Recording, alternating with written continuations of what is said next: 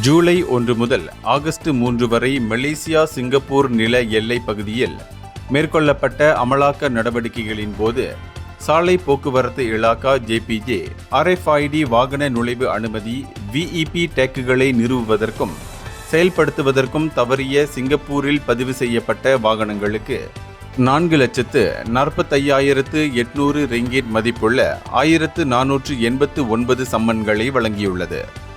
ஜேபிஜேயின் அமலாக்க பிரிவின் மூத்த இயக்குனர் மொஹமட் கிஃப்லி மா அசான் கூறுகையில், பெரும்பாலான குற்றவாளிகள் அமலாக்கம் குறித்து தங்களுக்கு தெரியாது என்றும் இது இன்னும் விழிப்புணர்வு கட்டத்தில்தான் இருப்பதாகவும் கூறியுள்ளனர். இருப்பினும் ஜேபிஜே இப்போது மேலதிக எச்சரிக்கைகள் இல்லாமல் சம்பவ இடத்திலேயே சம்மன்களை வழங்குகிறது. மேலும் குற்றவாளிகள் உடனடியாக அவற்றை செலுத்த வேண்டும்.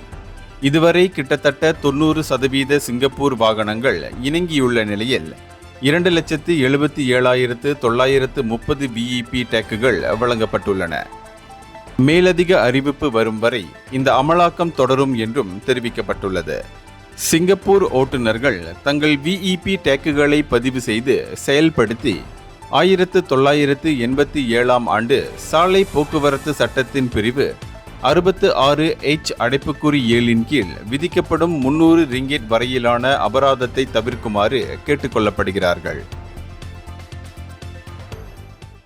இந்தியர்களின் இதய குரல் மக்களோசை.